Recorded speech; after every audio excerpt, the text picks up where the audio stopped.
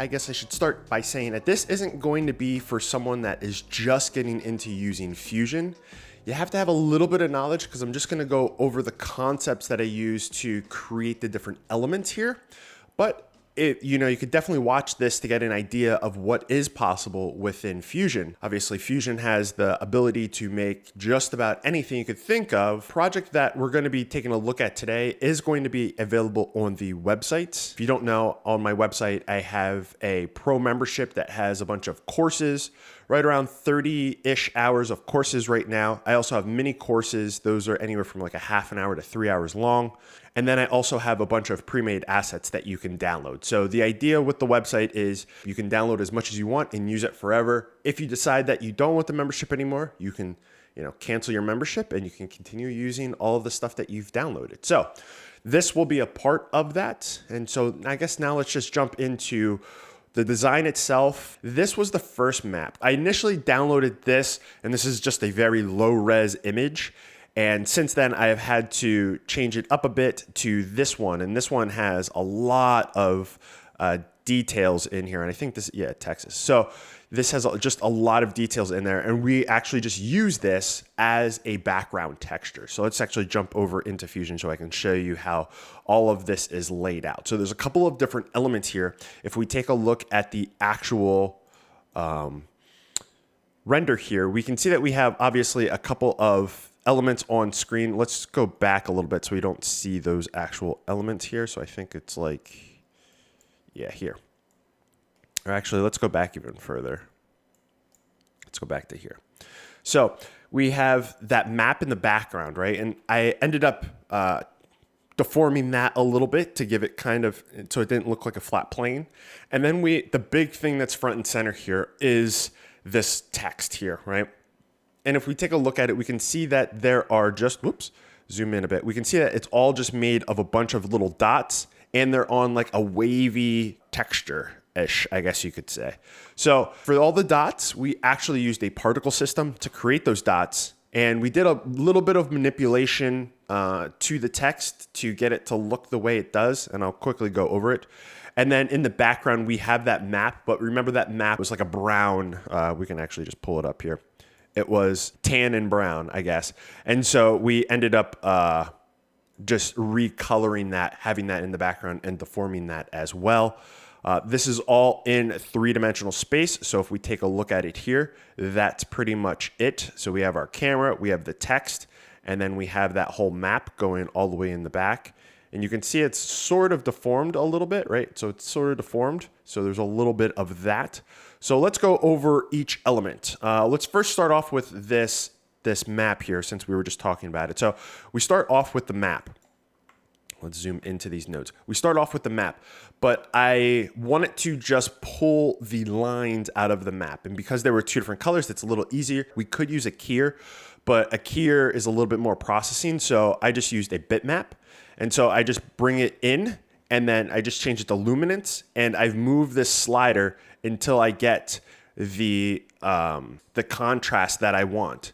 And then from there, then I take this, because this is just black and white at this point, and we put it into a background as a mask for that background element.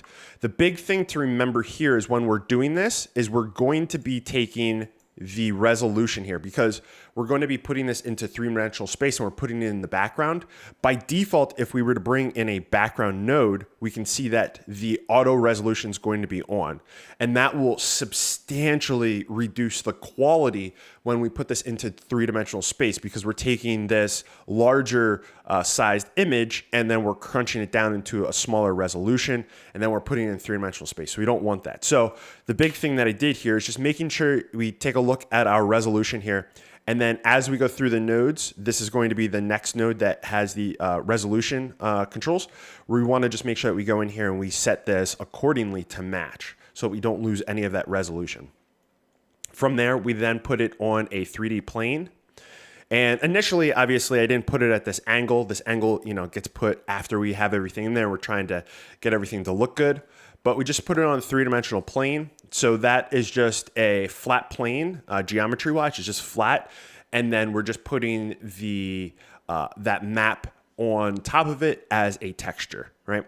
So that's what we did there. And then I wanted to deform it a little bit. So that's when we can see that we have it slightly deformed. I didn't want to do it too much, but I wanted to do a little bit. So I just took, now you could, you know, if you did have all of the correct information, one of my previous videos, I actually used NASA's, when they scan the Earth for depth, I used that to deform something. But in all reality, for this, you don't need to go through all of that complexity. So why go through it? So I just grabbed the fast noise and then I just blurred it a little bit more. I don't even know why I had the blur there. Put in a little bit more contrast to get them to pull apart a bit. And then we then just have to come in here and change this. Now, by default, if I just get a displace and we take a look at this, and let's put this in here, we can see that it's going to go super crazy, right? It's going to go super crazy. Now, there's a couple of different things that you could do here. If you want it to have it move a lot like that, but you obviously don't want this to be so jagged, what you would do is you'd come into your 3D plane and then you would take your subdivisions and increase that, right? By increasing your subdivisions, then we're going to have more, it's going to be smoother, right? So we could, you know, increase this by a bunch if we wanted to, and we can see that these are now smoother in how it's deforming. Obviously, you probably wouldn't want it to be this crazy, but now we can get a smoother deform. If that was by, you know, before, it's just going to be jagged. So there's pros and cons to doing this. Obviously, you're adding in more geometry and you're making it more complicated. If I don't need it, then why do it, right? So I just leave it at 10, and because I'm doing it so slight, it's not that big of a deal, right? It's very slight, so it's not that big of a deal. So I just leave it at the 10 that it is, and then that goes into our 3D, the rest of our 3D project. So over here, we have that text. So this is just a normal text that's red. And all we're going to do here is I wanted to, and this was an afterthought for the mosaic blur, I wanted it to be jagged like this, because if it's not jagged, once we get into creating the shape with all the dots, if it's not jagged, then it looks like too clean. It looks too perfect. So having it jagged, it makes it look like there was rows. It just, I don't know, it just gives it a different feel. You would have to see what one looks like versus the other way. But so we just bring that in, and then the overall, when I had this blur, this was like an afterthought as well that you just kind of like throw in. I was having this issue where some of these pixels were light and some of them were dark, but I just wanted the jaggedness of it. So then I just put it into a bitmap and crush it completely. So then I get this just jagged color, and then I bring back the initial color. So this is how it looked. Then that's how it, you know, afterwards, so that we get that jaggedness. So when we throw those dots in there, it has a bit of a jaggedness feel to it. And then afterwards, this was an afterthought as well. I then wanted to throw in some other text in there. So I just typed some more text in there, completely different font. And then I just moved it around until it was positioned. Once we had it through like the 3D camera, it was positioned and it looked half decent. So coming over, so this particular node is going to emit the particles, and it's just going to look at the image, and then it's going to make a particle for depending on your density here, right? So we can change this density to have more particles or less particles. It's really up to you. And so I wanted them to be spaced a little bit to give this kind of aesthetic here, and you can see the jaggedness that is here from that prior element that we did. I didn't like the style that was initially in here, which is either point or blob, which kind of gives you like a dot-ish thing. I didn't really like that. So all I did is I just made my own.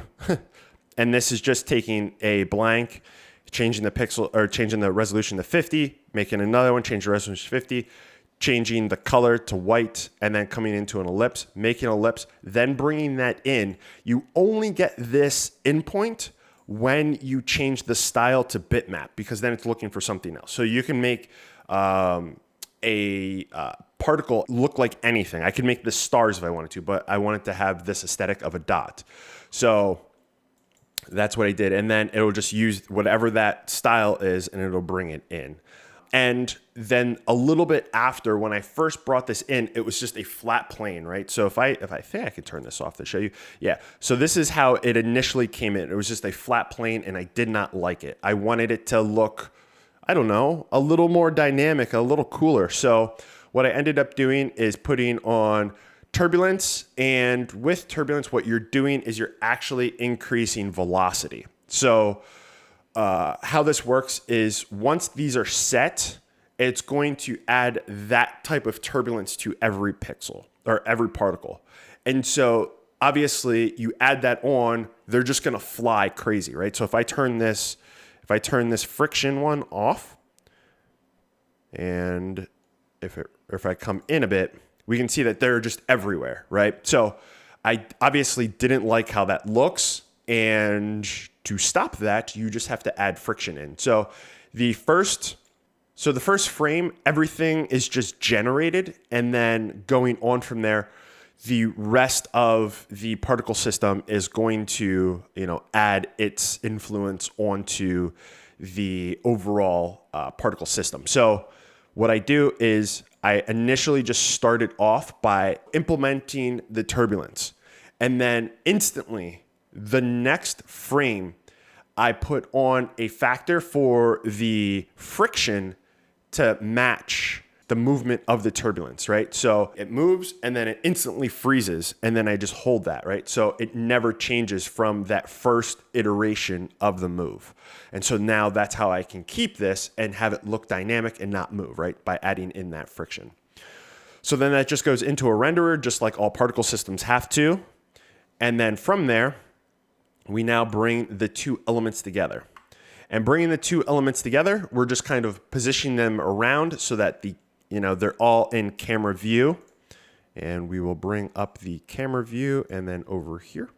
So we bring in the camera view, right? And we're just positioning them. So I'm over here positioning this to get it to look accordingly. And I'm just moving them around. Sometimes I actually had to go in for this lower portion here. I had to come up, and in this merge here, if I just view this merge, I can shift this around, and we can see that we're shifting it around in the viewer, right? So you're just kind of positioning everything. If you wanted to, you could, with this camera, start to add in all of your camera moves, because obviously this is going to work together with positioning everything and the camera moves as well. So you could kind of work in that. If you can't really see the whole project here, what I then would say to do is throw in, because this is all transparent, throw in your background. And so both of these were off. So now throwing in my background, and now I can get a better idea of how everything is looking. The other big thing that I had in here is I wanted the text to be in, let's come over here. I wanted the text to be in focus, but I wanted all of this stuff in the background to be a bit out of focus. So we're going to be using the camera to determine the focal length as well as how much blur is getting added in. If we go into the renderer here, we can see over here we have, well, actually first this would default be over here on software renderer. We're going to switch this over to OpenGL renderer. We're going to turn on the illumination effects because that's not on by default. So here is how it's going to look. And then once you turn that on, it's then going to add in our depth of field, right? And so then down here, we have some controls for the depth of field, the quality, and then the amount. So I forget what this is at. I'm just going to hold this. And then by default, this thing is like it's like crazy, right? Like look at that little sliver. Even if we go to like 1, it looks horrible. So I just had to reduce it a lot because I just wanted it to be a little blurry in the background, not too much. So that's what I did. Oh, and then for the camera itself, if you come into the camera, we have this focus plane here. And so if you come into your camera visibility, you can turn on focus plane, and that will show you where the camera currently is focused, right?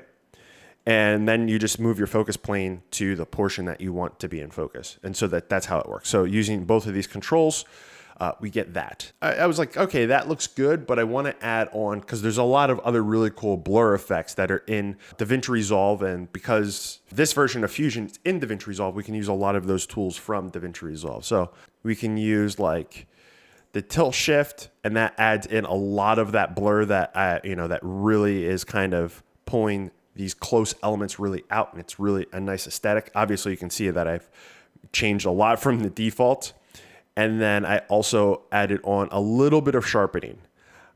Things were just a little too blurred, so I just added on a little bit of sharpening, and that's kind of how we got to this point here. And so now we're at a pretty good spot, but I wanted to add in a little bit more, as if like this text here is glowing and it's messing with the camera a little bit, right? So that we get a little bit of that illumination around that text. So all I did is I just grabbed a solid color like that, and then I pipe it in, and I have this by screen, and I have the value down significantly. And then I just add in a mask around the area for the text, right? So I just added that little area there, blur it a bit, and that's how we then get that portion there. To kind of have something off into the distance that might be, accenting this green, I then added that element over there, and I feel like that really adds in and kind of makes it look a little cooler. It actually pops up a little bit of these elements over here, but now we're getting these two elements kind of like affecting the camera, like a light leak almost. We could, if we are going to add in a bunch of animation here, we could also animate those masks to work within the confines of the area that is similar to this. So far it's looking pretty good. The only other thing that I want to add in at this point, and this was kind of like an afterthought, is just something like an overlay on screen to give some more texture and complexity. So I just simply went in and added these little elements here. All they really are just lines. Well, this is just a, well, first let's bring this back. I don't know how this got all messed up, but first it's just a circle, right? And all we do is just turn off solid. We just get an ellipse, turn off solid, and then change the border width. So we get a little line like that. And then I just subtract this little area with a rectangle, right? You just, when you connect two masks together, you get this paint mode. So I can just subtract. And then I add in another one, and it's just another rectangle, very, very skinny, as you can see here. And that's just making a line across. And then I just make another line going the other way, obviously offset a little bit to not make it look so uniform. And then I just take the colors that we've been working with. I take that green, I grab it, and then have it just go through a background. So it adds that green on, and then I add that element on, right? So far we're looking pretty good, I would say. Adding to that, I now want to add in a little bit of text. So if we take a look here, all I did is I just wrote a bunch of stuff in here and a bunch of spaces. So honestly, all I did is wrote some stuff, and then wrote something else, and then held spacebar until it came over to the other side. And then all we're doing here is we're just changing the layout to circle, and I just changed the width so that it was like right along the top. So we have it in a couple of spots, I thought. So here it's just 2 spots, and then I have another one here which has the same thing, but up there is just that. So that's pretty much all of that added in. Now, the last thing you have to have Studio for. I think the shift blur you need Studio for as well. But I think everything else you can do in the free version. So you need to have Studio to have the grain tools, right? So there's a set of tools in Fusion that are revolving around adding grain into your project. Well, there's another tool that kind of adds in that same aesthetic, but it's used for something else and it has a couple other controls that we just have to zero out, and that is the TV node. So in the TV node, it starts off by having scan lines. Obviously, we don't want those. We turn those off, and then we just have this noise control. And as you can see, it adds in a very nice like grain aesthetic here. And that is animated, so that works out really well for our overall project. So I think that covers everything on how I got to this point here. I think what I might do is I will offer this version up, partnered up with the YouTube video on the website, and then probably not right when I release this, but in a week or so, I will also have an animated version. If you do like this aesthetic and you don't want to go through this whole process of animating this, I will have a version that will be, you know, a 5 or 6 second intro sequence. But if you want to know more about DaVinci Resolve, I have a whole website dedicated to it. I also have a bunch of pre-made assets on the website you can take a look as well. Like I was saying, if you go and download these things, let's say you get 1 month, you download everything, and next month you don't want the membership anymore, you can cancel the membership and use all of the tools for as long as you want. I also have some free stuff on the website as well as far as titles go, and just a ton of information. So take a look. There's links in the description to all the stuff I spoke about today. But with that being said, my name's JR. Thanks so much for watching. Until next one, guys, have a good one. Peace.